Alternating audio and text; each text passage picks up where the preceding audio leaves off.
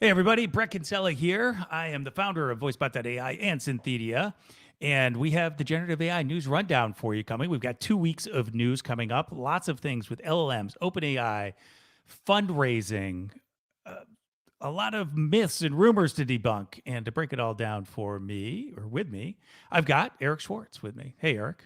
Hey, excited to explore some rumors, lies, and myths. Yeah, exactly. All right. So this will be fun. So everybody, if you are out there right now, coming in right now, let us know you're there. Just drop a comment and give us a like in YouTube or LinkedIn. That's usually where most people are joining. We're supposed to be on X, but that was the technical thing. I think the technical notification that said we weren't live, but I think it was just we weren't live on X. So we'll blame it on them. But everybody else, give us a like, let us know where you're coming in from, and give us some comments as we go through. Eric, we've got a lot of news to break down because we haven't done this in a couple of weeks. So I think we should get right to it. And the first thing I thought we would talk about was some myths to debunk. Because we just have so many of those, and we've got this whole LLM gauntlet to run down and everything in just a few minutes, but that we'd talk about this. So there's still some people, I think, who believe that Sam Altman said he was raising $7 trillion for a chip startup. Yeah. This is not true. He Yep. actually did tweet something, sort of trolled. He said maybe 8 trillion or something like that, but it's a joke, and it had no basis in reality. Like someone made it up, and they fed it to some news organization, and this comes out. A lot of this stuff is happening because there's just so much need for clicks in the market, and so many people just misunderstand like basic economics. There might be a trillion, 2 trillion. There's all these other things that might be coming up in terms of data or chip business, but that's not true. And in fact, he confirmed that on the Lex Friedman podcast last week. And if people haven't listened to that, I think you'll find it pretty interesting. hmm Uh, I bring this up because there's these other things that people have said, like the 100 trillion parameter GPT-4, which turned out to be 1.8 trillion. So, like a lot of these things have happened over time.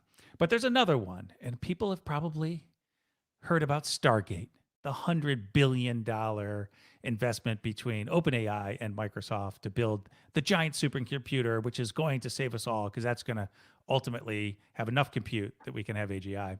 And I don't have any like confirmation that this like that totally debunks this, but let's just look at it like from a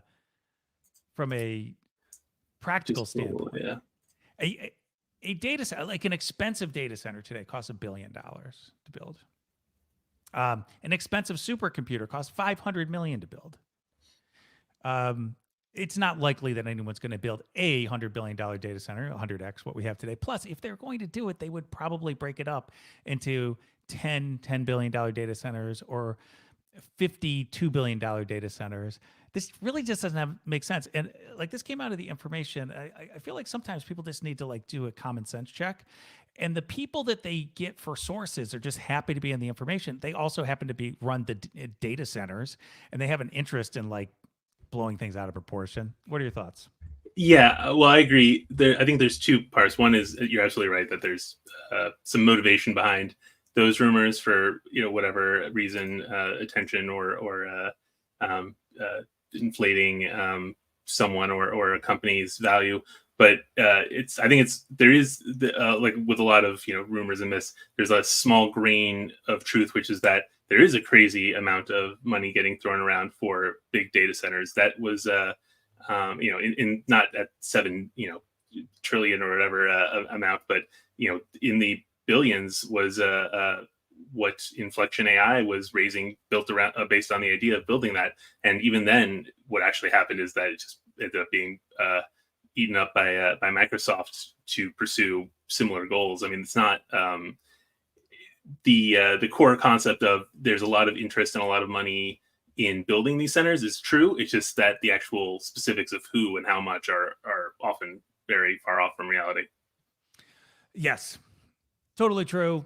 I could believe this being there being a seed of truth in here that maybe Microsoft's going to spend $100 billion over 10 years or even 5 years, of which some of it's going to data centers. All this actually makes sense, or even the lion's share, or AI chips and all these other types of things. But the AI chip thing is something that I think we are not talking about. And there's not as many people who have an incentive to spread rumors on this. But we might have this idea of a dark GPU. So I use this as an opportunity to say, this trend of dark GPUs, or this potential for dark GPUs, might be an issue that the people should keep an eye out for. So what's a dark GPU? And this could be dark AI chips if you prefer.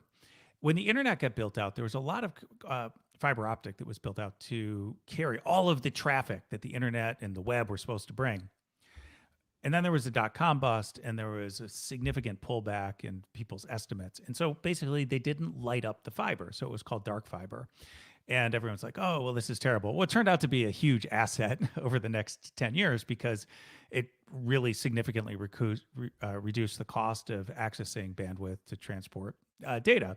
And so when we got to things like Web 2.0 with social media and with YouTube, there was plenty of excess capacity for internet to carry data because of all that dark fiber that got lit up. And so that doesn't exist anymore. There is this buying frenzy that's going on. Markets tend to overcorrect. They could not get enough GPUs. Even up to today, they haven't been able to get as much GPUs as they need to support the demand for AI workloads, either for training or inference. There's probably going to be an overbuying process going on this year, which means I think there's a high likelihood we're going to have a lot of dark GPUs, which means inference costs are going to come down because people are just going to have assets that they have to utilize because they have excess capacity. That's something that I'm looking at that I think is a high likelihood. Yeah, it's almost the dark fiber was I think of it as the accidental long-term planning by companies that were very much thinking in the short term, and I feel like the same may be true here, where all these companies are thinking in the next quarter or the next year of like, oh, do we have, are we going to be looking good to investors because we have the GPUs to do what we claim that we can do with our technology. And, in the short term, it might end up looking foolish and like, as you said, like they're overcorrecting and spent too much. But 10 years from now, I mean, it's very hard to imagine that the demand won't continue to grow, and having this capacity already there will be considered a visionary long-term thinking by someone who's able to claim credit for it. Yeah. Also, I think it's worth saying that yes, if everybody knew what capacity was going to be going forward, and they actually spread their purchases out over the next 5 years, they would spend less money to get the same amount of compute, which will be available in 5 years. I think that's highly likely. But at the same time, it would be very hard for the cloud providers or Meta or a few of the other companies to actually curtail spending, because to the extent that we're in a shortage period right now, and we still have a little bit of that going on, if they don't have capacity, then they lose that market share, and they might lose it semi-permanently, not really permanently, but like from all practical purposes. So the other factor is, they might be overpaying they might buy more GPUs than they need right now. They might be overpaying sort of in the long run, but the downside would be that they would lose out on some of these other opportunities. So that's all I thought I would sort of bring up. I'd say that, and I absolutely expect some myths to be debunked around dark GPUs coming up too. But I think it is a secular trend. It's pretty likely. Hey, everybody out there, Bret Kinsella, Eric Schwartz, VoiceBot.ai, Synthedia. We're talking about the generative AI news rundown. Shout out to Jürgen Gravestein. He's here. He's got a great Substack newsletter on the space as well. And actually, Jürgen, why don't you just share the link to that too in the notes so that people can see that. Let us know if you're out there. Just give us a little comment and weigh in when you have some things about this. Another theme I wanted to talk about just briefly is that we've had a lot of news around, and you've written about that individually. I sort of rolled them all up together in Synthedia. Perplexity's thinking about ads. ChatGPT says no login. Google's thinking about subscriptions for a new generative AI-based search thing. And all these things I think are important trends. So Perplexity needs to figure out how it can actually serve the free users, which are the vast majority of its users, and offset some of its costs. Like, that's something it's going to have to figure out over time. And, frankly, like, Google had to go through the same thing 20 years ago. They had to figure out how to offset their costs and generate a good revenue model. Right now, Perplexity is sort of living off of some subscriptions, but not as robust as ChatGPT, which has a lot of subscriptions. Now they're sort of going the other way. They're not only not adding ads at the moment, they're actually removing login requirements. They wouldn't even necessarily know who you are. But I also think this refers back to search. So Perplexity competing in the search market, ChatGPT not really in the search market. They enable it, but it's not as robust as the other search options right now. But what would be their competitive disadvantage against someone like Google? Google has more search terms injected every day to actually refer to in its training. As even if you have all the web data that Google has and all the history, which you don't really, but if you had it, you don't have all the search terms coming in. So if they can reduce the barrier to that, they might do that. And then Google just trying to figure it out, because this whole thing could completely destroy the economic model and have a cascading effect across all of their products, because so many of them come back to search and search dominance in one way or the other. So I think this is really interesting from an economic standpoint, what's happening in the space. Yeah, 100%. I think what Perplexity is doing is interesting, because it is very much trying to adapt what's been the dominant economic model for search engines into this new kind of search engine, or this new kind of browsing experience. And then with how which is something that's been tested. Microsoft was testing it at one point. I'm sure Google will as well. And I think Google trying to not repeat, not wanting to go through the growing pains of their original setup that eventually succeeded, but had some issues. And now if they're able to use the SGE for combine that with subscriptions, combine the power of the SGE with subscriptions. Mm-hmm. I think there's value there, but I don't know.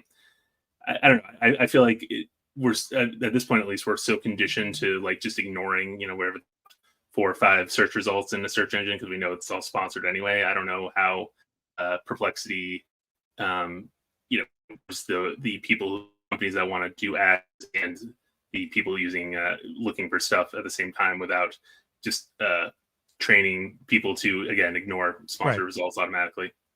Yeah. I don't know how this is going to play out, but I think, like, if people look at what used to be Bing Chat, now Copilot from Microsoft, they have ads in there. They seem to work. They seem to be okay. I mean, I know they're experimenting like everybody else. They can fund it for much longer probably than Perplexity can. Google obviously has to protect that. Google SGE was an okay middle ground. It wasn't as good as the other generative search solutions, just in terms of answers, I didn't think. But it had some nice things where it integrated with traditional search and video and things like that. So this is going to be a really important space. It's a big, big market, hundreds of billions of dollars just in the ad market alone. Plus, it's relied on by so many other things. And so this is another thing, just like a key trend to people to be thinking about, sort of less overinvestment trend potentially. And then search, I think, are things that are sort of in the background that we're not hearing as much about. Yeah, it's going to be really delicate, because with search engines, it's one thing when it's just a series of links, but when you're having that sort of conversational interaction, I mean, it borders on the having a conversation with a friend and being like, oh, do you have any restaurant recommendations? And then it turns out that they work for one of the restaurants nearby. No matter how many, what you're talking to them about, they're always trying to sell you something. It's like Yelp data is all what would we call it? It's all fake. It's all basically spam. Like, you just read them. Jürgen had a great comment. Like, what percentage of questions are actually fact-finding questions? Like, they want an answer, like an answer machine, like a Perplexity or Copilot. And what percent is Google just like looking for a particular website? Yep. And it's this navigating the web as opposed to finding stuff. And this is precisely how I use Google now. If I know that I'm going to a website, I type it into the search bar, which happens to be Google. It gives me the company and that type of thing. If I want an answer, I don't even think about Google. I just go to Perplexity or Copilot or something else. Yeah, it's especially in the recent years, the way Google combined with the answer boxes and the news updates and everything like that. It was you just type it. Yeah, you whatever keyword is in your brain, you just type it in, and it'll probably lead you to the actual websites or place you want to go. Yeah, absolutely. It is the fastest way just to navigate to a website, usually, unless it's like saved in your cache or something like that. All right. So another thing that I think is pretty interesting, just from the business side, before we get into sort of the product and industry announcement updates, is there is a coalition of people who want to grab onto what you can see in this chart. If you haven't seen this chart before, uh, Andrew Herndon from VoiceBot actually created this. This is a quarterly revenue chart for NVIDIA over the last several years. And interestingly enough, you can see that it has skyrocketed. This is the very traditional hockey stick that all of the startups hope to get at some point or another. And Google, all sorts of like Qualcomm, other chip companies, they're like, hey, I'd like a piece of that. Now, the other thing about this, which I think is super interesting, is like Google like relies on NVIDIA in order to be able to get some access to a lot of these chips because they have to have them, or they don't have Google GCP, Google Cloud Computing customers are not able to fulfill that. So I think that's super interesting for them. So they're like potentially competing against them. Everybody competes, but then they're partnering with them.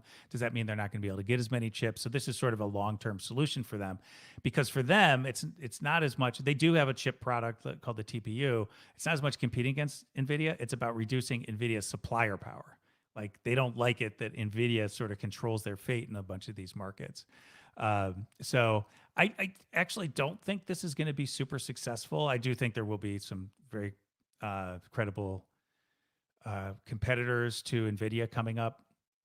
I'm not expecting that to be this coalition to make a huge dent in it just on its own. In part because I think like the economics are going to shift. People are going to start using lower cost computing, whether it be like Amazon Inferentia and Amazon Trainium chips, some of the other CPU based things, alternative GPUs, which aren't as powerful as the NVIDIA chips, but also this like potential specter of dark GPUs. But any thoughts on this? Yeah, I mean, I agree with you that it certainly won't have any real impact on NVIDIA's dominance and sort of replacement of world economies anytime soon. But I think going back to what you were saying about the dark GPUs and sort of that short term, long term thinking, especially for these publicly traded companies, if they said no, we're not making any efforts to undercut NVIDIA, investors would be quite upset about that. So even if it's has a small percentage chance of total success, they have to at least try, because otherwise it just looks like they're not making any efforts to improve and evolve. Yeah, absolutely. All right, great. So those are sort of some of the thematic ideas that I wanted to bring up. I also actually, before we get into sort of the LLM gauntlet, because we got a lot of news on that, I did want to tell people about a webinar that we have coming up.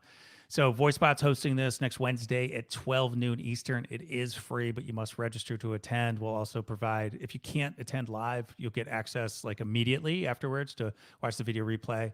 And then you'll get notified when it's more broadly available. But the thing that I'm actually interesting about it is the topic. And this idea of LLM accuracy is something that we've talked about for the past year very significantly. We've had other webinar sessions on this. This is really interesting. So Tonic AI has some benchmarking tools now. And so we're going to talk about how they benchmark accuracy using RAG in particular. So retrieval augmented generation. So everyone just thinks like RAG is sort of this magic solution. It's better than just raw LLM, but it also has all sorts of challenges associated with it.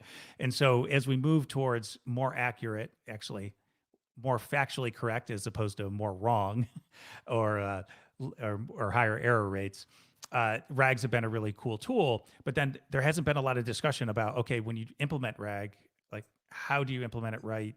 How do you think about the differences? How are different techniques doing? And Custom GPT has done particularly well on the recent Tonic RAG benchmarks, and so that was the thing that I thought was super interesting about that. So we're going to have the founder of Custom GPT on, Eldon. He's going to give it sort of a demo on how they do this, and then one of the founders of Tonic, Adam, is going to come on. He's going to talk about how they do the benchmarking and what the results were when he did this independently across a number of things. And interestingly enough, stronger than OpenAI, which I think is sort of the way that they like to talk about it. But then we also have like an end user at MIT, Doug Williams, is going to talk about how he's been using it and how he thinks about these types of things. So everybody, Andrew, if you could put in the chat the link to the Zoom sign up, or to the it's a Zoom event.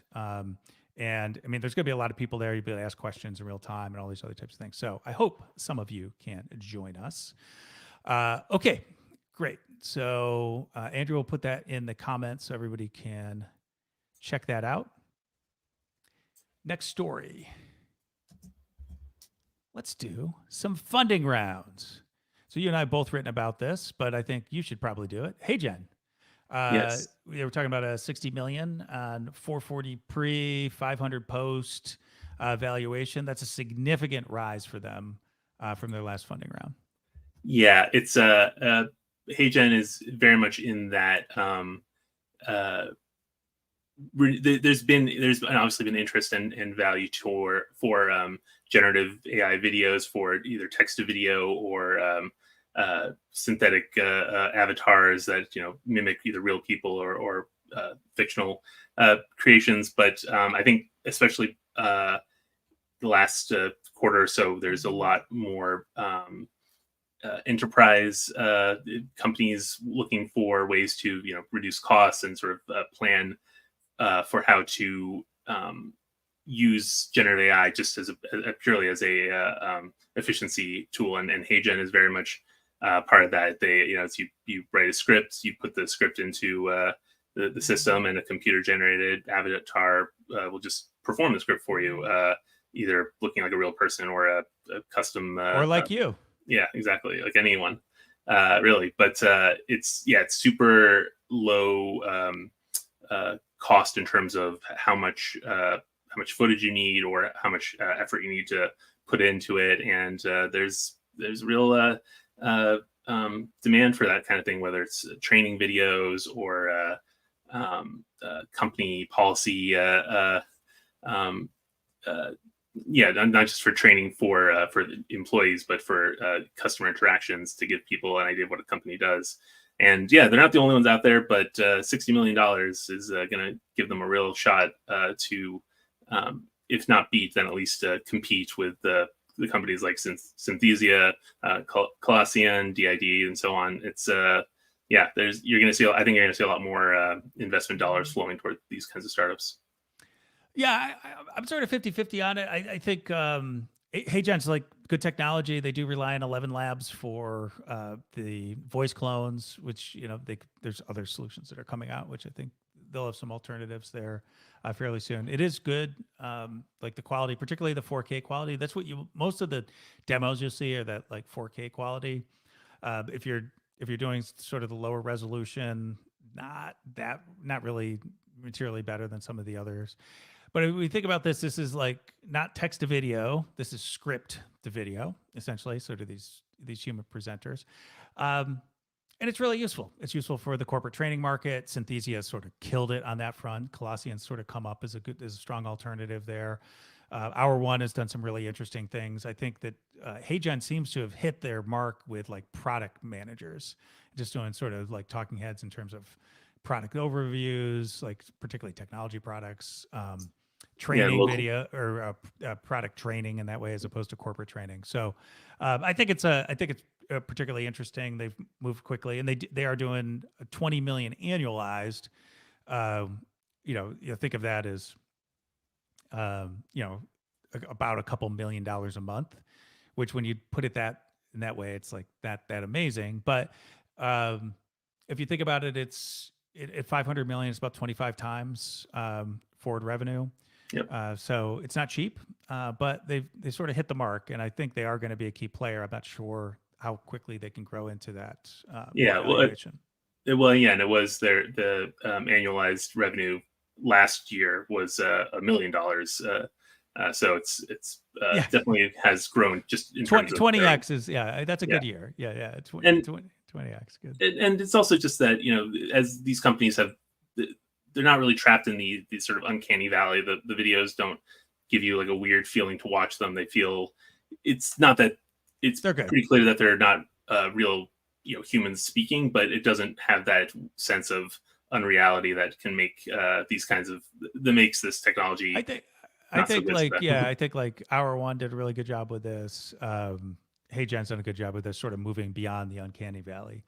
You had another story here about Hilo or Halo. How do we say this? 120 million Yeah, I for, believe it's Halo. I assume it's Halo just from yeah, the spelling, but Halo. I mean, we're talking about chips and sort of how obviously they're at the heart of anything else you're talking about with generative AI. So Halo, their specialty is the on edge, the on device processing, which has been something. It's starting to pop up more and more, I think, in generative AI, but for a long time, for until recently, was sort of you needed the cloud just because of the sheer size of these models. But Halo's raised 120 million to really push forward with their accelerator that lets for their examples are, for instance, a car where you can have a generative AI assistant in your car, and you don't have to worry about losing internet access to still be able to interact with it. And they have new Halo 10 chip is showing some impressive numbers and starting to attract clients. And I think this is the other side of the NVIDIA story, which is that even if you're not at the cutting edge of power and overall speed, if you're able to offer efficiency and lower costs, then you're going to have plenty of customers eager to buy your chips. Yeah, absolutely. Okay, and we had this comment from Paul about sounds interesting. RAG versus fine-tuned GPT. This is the webinar that we're talking closed model versus open source models, all those types of things. Yeah, that we'll cover a good amount of that actually on the webinar. So, this is one of the things that we're sort of getting to the next layer. Everybody's like, oh, these things are magic, and then maybe this model was doing some very interesting things, but I have these error rates. We're now getting into all the practical considerations of LLMs. I've been spending a lot of time in this recently with a couple of organizations. So everybody should definitely check that out in terms of the educational content there. All right, let's get into another funding story, but it's really more of an LLM story. So we're going to sort of move into our LLM gauntlet discussion here.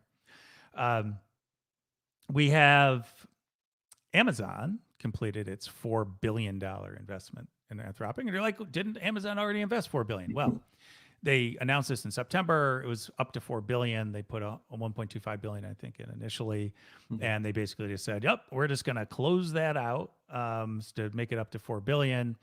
They're minority investors, an $18.4 billion valuation. But why? And I think the key why for them is a couple of fold. So first of all, they need to have a frontier model that competes with the best. And interestingly enough, this comes at the same time or around the time that we announced the Claude 3 models, which are GPT-4 or commensurate with GPT-4, I think, or close, if close in some areas, better in other areas. Maybe they would say better in most areas. Fine. If you think about the Opus model, but then they have the Sonnet and Haiku, but they have this new suite of models, which are all very good, a significant step up from what they had last year, or even in the upgrades they announced in November. The second thing is, just along those lines, and AWS needs a frontier model. It doesn't have access to OpenAI. It doesn't have access to Google Gemini Ultra. So what is it? Like Anthropic is sort of the primary alternative that most people are looking at right now for that. The second thing is around their chip strategy. Amazon, like Google, doesn't want to have to always rely on NVIDIA for these highest power chips. They've got the Inferentia and Trainium chip line. I think they're going to have some upgrades to those before too long. They want to show people that you can run these workloads on a frontier model like Anthropic on AWS on these chips. And so that will make other model developers comfortable using these for their own training and inference workloads. It'll make corporations comfortable switching over to that. And then the economics are going to be much, much better. How did you look at this in terms of the news, Eric?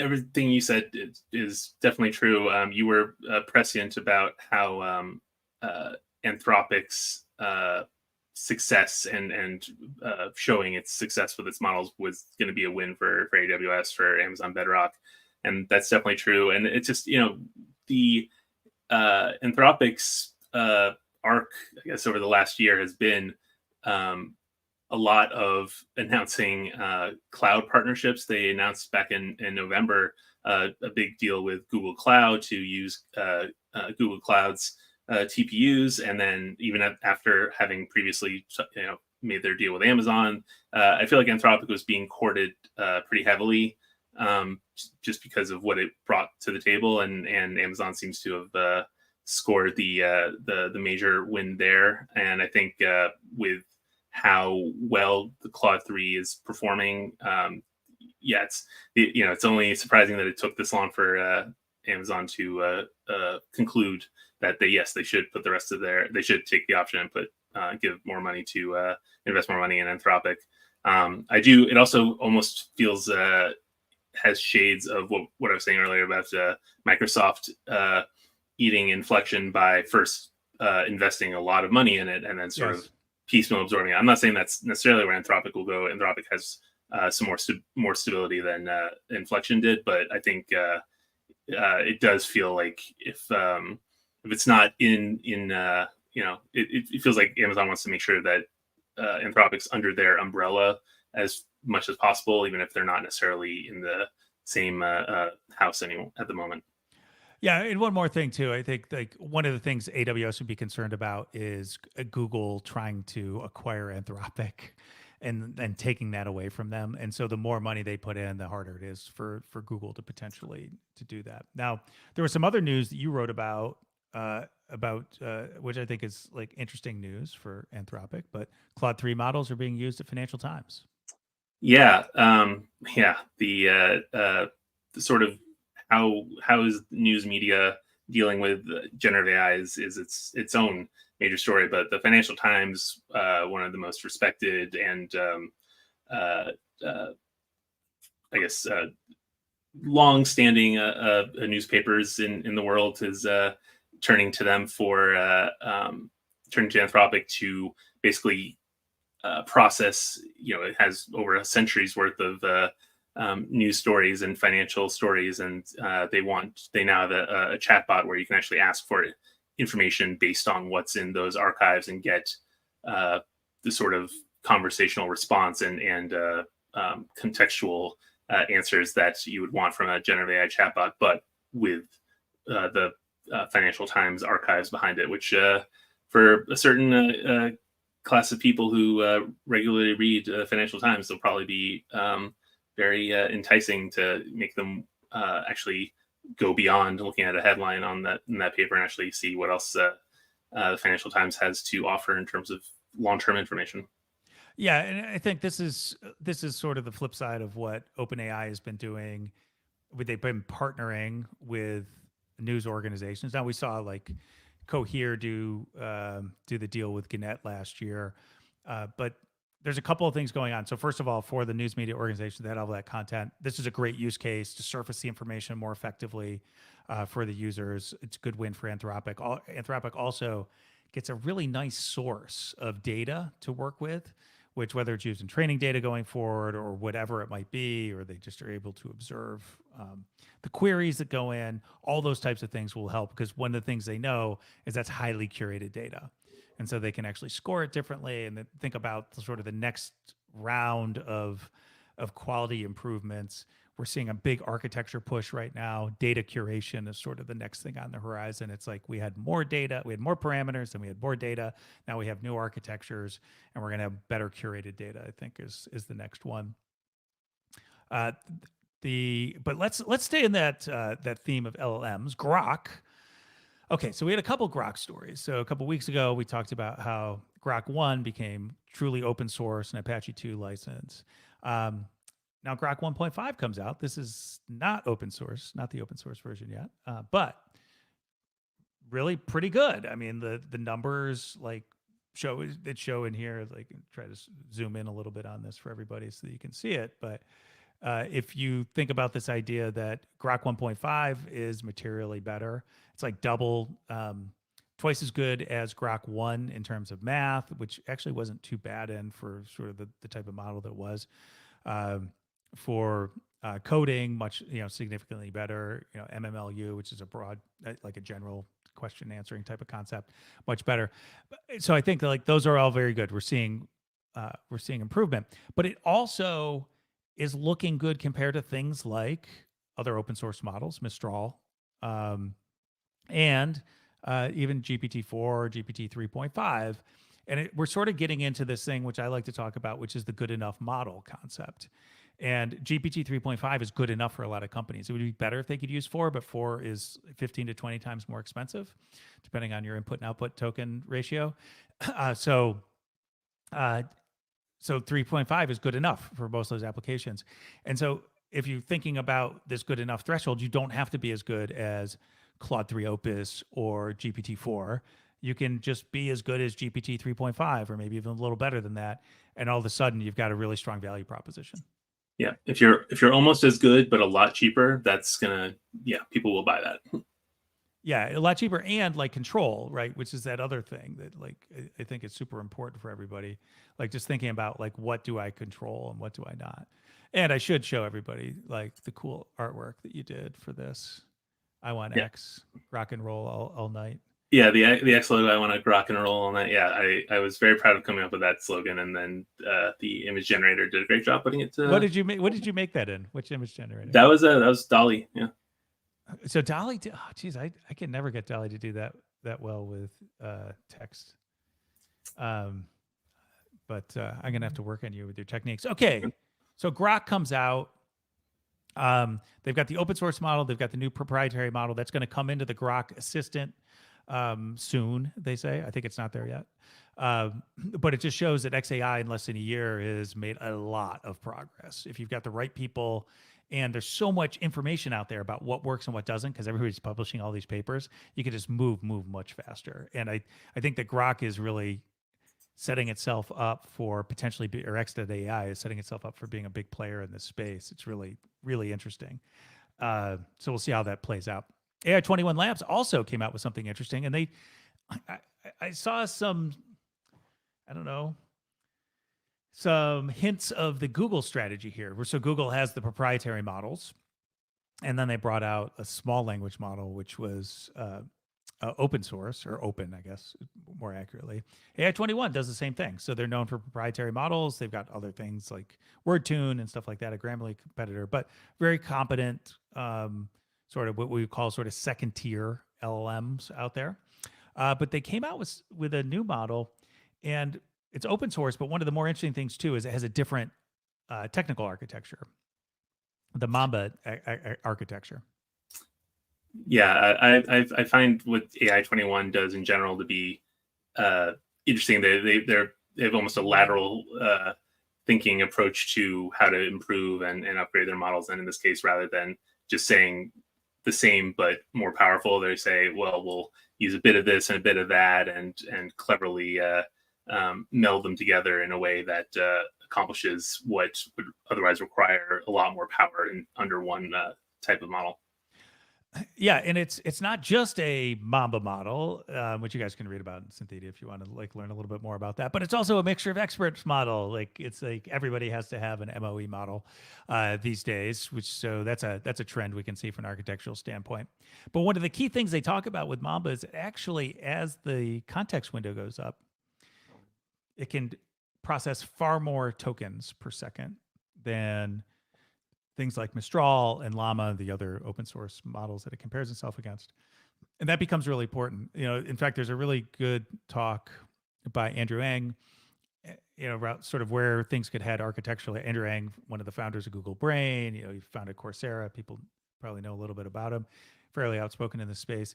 He thinks that there's a path here, we'll call it an alternate timeline, where it's not just big models, it's actually models that generate tokens faster.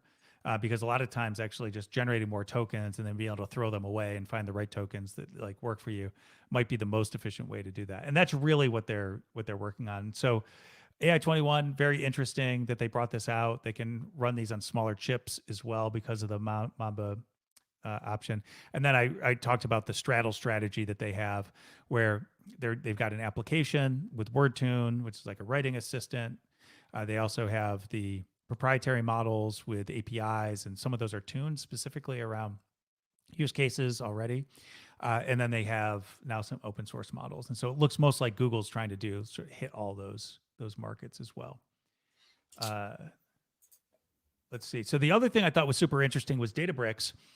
So Databricks bought Mosaic ML last year. The open source MPT model, if people like look at the Hugging Face OpenLLM leaderboard, MPT variants were at the top of that very often. Like, there's always like people are up and down and everything, but very good model. The Mosaic ML people are real innovators. And so they have now their next generation, which is DBRX. And it compares really well with the other open source models, including Grok 1, Mixtral, and Llama 2. I was a little disappointed we didn't see some of the other comparisons in here that they could have made. But, they come out, all these folks, I've written extensively about how they cherry pick the benchmarks that they're going to show. But they did actually come out with, I think there's 3, 6, 9 or 10 different different public benchmarks and showed how they stack up. And it's actually quite favorable. Yeah, and it's notable that, I mean, yes, cherry picked, of course, but that doesn't mean that it's for those specific benchmarks. It still does come out ahead against a lot of its rivals, and notably, of course, not just beating the open source ones in many cases, but at least coming close to on par with GPT 3.5, which of course is not an open source option. Yeah, absolutely. And like considerably better than some of the others for human eval, which is the coding piece, and math. So people can see that up there. So I think this is really interesting. What I like about this is we had Llama, which was an open model, not open source, because there's this like the way they do licensing, there's additional restrictions with open models. You can still use it, but Llama's mostly like an open source. There's just a couple of restrictions that people should be wary of. But that's like giant company, right? And so like the open source community, they had some stuff from Hugging Face and a few other players, which wasn't as strong. MPT was very strong. DBRX is getting stronger. Grok is now in there. So now we're starting to look at, we might have a big three in terms of the proprietary LLMs from OpenAI, Google, and Anthropic. And now we have an emerging big three potentially in the open model space with Meta, Databricks, and X.AI. And so I think that that's going to be really helpful to the market as it develops, because everybody wants to have choice when they go. And if their choice is open source, they don't want to just be stuck with like one option. Sometimes they want to have more than one option.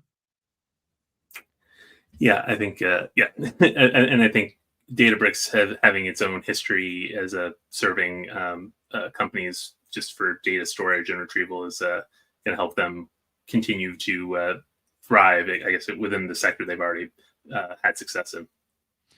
Perfect. Okay. Hey, everybody out there. This is the Generative AI News Rundown. I'm Bret Kinsella. That's Eric Schwartz. We talk about this every week or 2 weeks. Lately's been every couple of weeks. We've been trying to give a rundown. So we're trying to do 2 weeks of news in here, give everybody some perspective. We'll have links coming out of this. Just check out Synthedia or voicebot.ai. Most of these articles are there, and I'll have something out on Synthedia later today where you can actually just like grab all the links if you want to go deeper on any of these topics. One other thing that I don't think we talked about last time was Open Interpreter, which I think is really interesting. I wrote up this thing around do engines and actions. And the way to think about this is the LLMs like ChatGPT, they're really good at knowing activities. This is actually Adam Chyer, one of the founders of Siri and Viv Labs. This is his model where you talk about knowing and doing assistants. They're very good at knowledge-based things. So they can look at lots of data, they can bring back something, they can analyze it, they can resynthesize it, they can summarize all these other things, but they're not actually very good at doing things. And so we had sort of a breakdown of like, what does that mean from an open interpreter standpoint? And a lot of people will know of Rabbit and the large action model concept. And that's the idea of like basically fine tuning an LLM mostly with a vision model that then allows you to navigate applications, right? So just like it sends it off, it needs you need it to do something, has to execute something with an application. Maybe you don't have an API connected yet to that application, so you couldn't actually do it, but you can send it basically as an agent who can navigate sort of a web or potentially mobile screen and actually come back and execute tasks for you. So Rabbit's trying to do that with a large action model. Open Interpreter is doing this with with code, basically, creating ways for LLMs to more elegantly execute code, largely in the desktop right now because that's a relatively open environment they can focus on. And interestingly enough, and I'll turn it over to you in a second. Interestingly enough, they also announced a device basically that you can speak into. So it's voice control as well. And Rabbit also did this. They have their large action model OS, but they have a device which should be shipping later this month, the first artifacts of that. What are your thoughts about that? The device focus and the fact that they both think voice is the most important thing right now.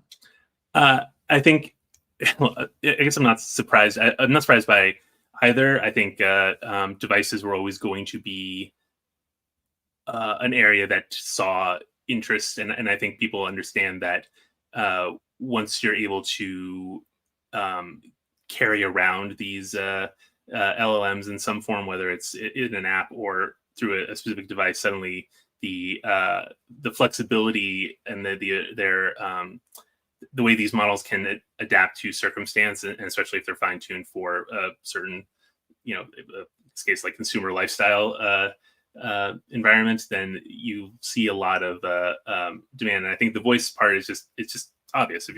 Unless you're at home, then you always want to have the audio option, because again, if you're in the car, of course, but not even then, it just you're walking around, like you have your headphones in, then and you want to interact with that device, then talking to it is faster. It's that whole thing about how even if you don't want to hear its response back to you, you want it to be able to hear what you say, because it's the talking is just faster than typing. Yeah, and you can give it more context and those types of things. I think that's all very fair. Okay, so we're coming to close to the end of our time, but we have a lot more things to do. So we're gonna do speed round.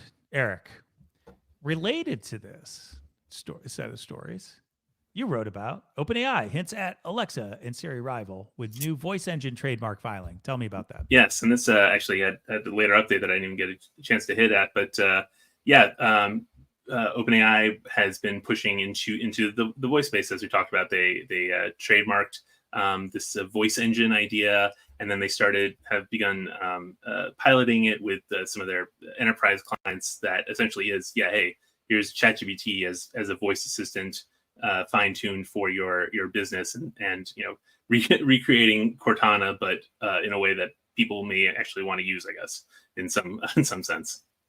Yeah, absolutely. I think, like, shot across the bow, everybody should know that this is just a kind of assistant, and it's going to be competing with Alexa and Google, and those guys know it because they're working from the other direction. But this fits into this knowing and doing assistant stuff. We got the knowing assistant moving into the doing area, potentially all with voice, and then we have the doing assistants like Alexa and Siri and Google moving into the knowing assistant space. You also had an article here about OpenAI fine tuning and custom model services. Yeah, again, it's the same thing where they when they come up with improvements, often it's going to the enterprise first. So in this case, better fine tuning for the API, and better and then also improving the custom model system, which is where they actually work directly with instead of self-service, working with a company. But the whole personalized, tailored LLMs are this is their moment, according to OpenAI, and they want to make sure that anyone who wants one can turn to them for their solution. Yeah, absolutely. And people think GPT-5 is going to be mid-year. I mean, Sam Altman said this year, I think, a new major model. What should people be looking at here? Yeah. His comment was that last year was the slowest year for generative AI news, and it'll just be bigger after that. And in this case, GPT-5, there's not a huge amount of information on it, but we know that they're testing it. We know that it's going to be more powerful, faster, and apparently they're trying to avoid the some of the pitfalls they faced with earlier models in terms of concerns around safety or using data that they shouldn't have been using to train their model. So I think they're hoping to have only positive responses when it comes out this year. Tell me about editing tools for ChatGPT and Dali Yeah. images. Yeah, so Dali's had editing options before through the actual web interface, but now when you make an image through ChatGPT using Dali, you can now do the same, have the same option of tagging specific parts of the image that you want to change or redo, and submitting a new prompt for those images, which is not a bad way to keep people using ChatGPT. And then, of course, helping people understand what Dali can do by offering suggestions for styles of the image, so that it's not people just staring at a blank page and not sure what they want to actually make. Yeah, absolutely. Okay, we also have some Sora demos, which are amazing. People should check that out. I did a sort of a longer write-up about this. Two things I'll just say about this very quickly. One is one of the demonstrations from the artist for using Sora, the text-to-video, the unreleased text-to-video OpenAI model, is like insanely good. Like, just they did such a nice job. The other stuff I thought looks really interesting, but I think we get a hint of how constrained it's going to be using some of these video makers, or at least initially. But at the same time, I think there's also this idea is super powerful, very interesting, particularly for background effects and things like that. And OpenAI went to Hollywood like not long after the writers' strike, which had AI generated text is one of the big things in the crosshairs. OpenAI is pitching to Hollywood, hey, don't worry about those VFX engineers. Let's why don't you start using Sora and having them manipulate that? Yeah, I think they're going to have some trouble there, but I do think what we've seen so far, at least, I suspect you're going to see a lot of it'll be used to fill in gaps. Almost, it'll be like short bits using Sora, but it'll be able to cover for mistakes or for a little bit of scene that nobody actually was able to film or couldn't afford to film, and suddenly you have your 20 seconds or even a minute of AI generated film to fill in that gap otherwise. All right, 10 seconds on Opera browser. Yep, you can run the LLMs directly on your computer, so it's faster and you don't have to send data to the cloud. So there's the privacy option there. So if you have a lot of space on your hard drive, it's something to try out. Interesting. Character AI, you can talk to it. Finally, seems like that should have been there a long time ago. Yes, they had one one voice option, and it was just a generic woman's voice, no matter what character you were talking to. So now he'll actually have more distinct voices and with the kind of emotional nuance to their tone that makes it more interesting to talk to them. It's going to make all those digital boyfriends and digital girlfriends so much more appealing to people. And let's finish up on this one. We had some more stability stuff, but maybe we should save that to next week. Could talk a little bit more about the stability AI saga. Adobe rolls out Firefly services. They did a lot of announcements, but what would you give people a 10-second summary on Adobe? Basically 20 new AI APIs to really do more with your assets, your digital assets, and then just more opportunities, more ways to customize the models that you're employing with Adobe. Adobe's always been the sort of whatever you want to do. Adobe's platform can handle it. It's the high powered option, and this is true for Firefly as well as Photoshop and anything else they do. Oh yeah, and I almost forgot Bixby GPT. So 9 months after Apple GPT was leaked to the information, Bixby GPT, and basically an executive there said, "Yeah, we're going to add LLMs to Bixby. It needs to get better." Yeah, and they've been going in this direction before. They put together an LLM portfolio of models, the Gauss models, but it hasn't really been part of the actual AI assistant. And now apparently potentially in the next round of Galaxy phones will actually have all those. Will actually have LLMs powering Bixby, which who knows, maybe will make people use Bixby. Yeah, absolutely. All right, we're going to do very quick winners and losers of the week, but I will just flash up on the screen here as well. Don't forget about the webinar that we have coming up on Wednesday, April 10th.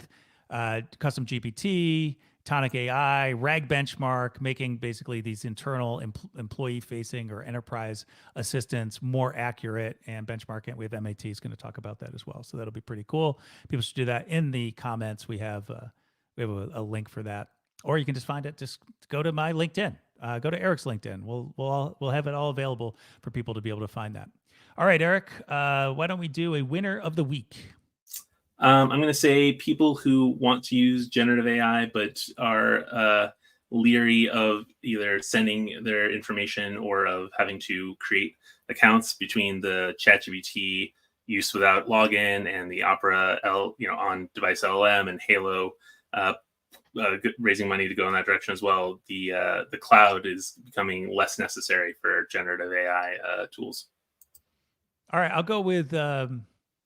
I will go with open source aficionados. It's very close to what you're talking about, but we really have the emergence of some high quality alternatives in the open source community now with Apache or MIT licenses. I think it's mostly Apache 2 licenses, but like I think that's going to be really good for everybody along those lines.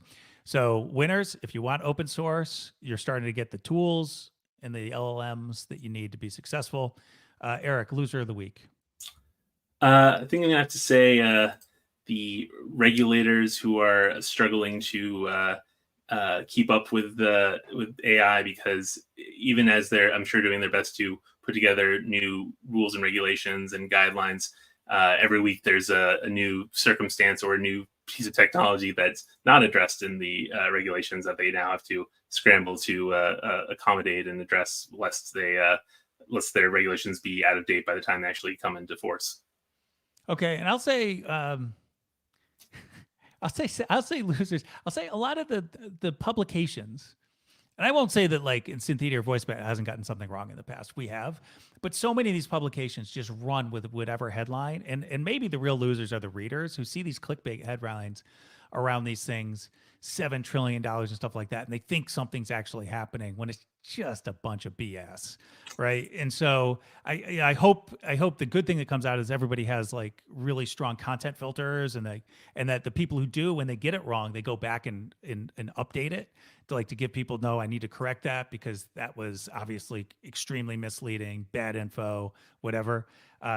Because geez, like these myths and rumors that come out, they're not helpful to anybody. It just creates noise when there's actually some really interesting things going on. Yeah, it's proof that you don't need AI to hallucinate. Well said. We're going to close on that. Hey, everybody, I'm Bret Kinsella. That's Eric Schwartz. Join us every week or every other week for the Gain Rundown. Read VoiceBot.ai. Read Synthesia. Thanks a lot for joining us today. Bye-bye.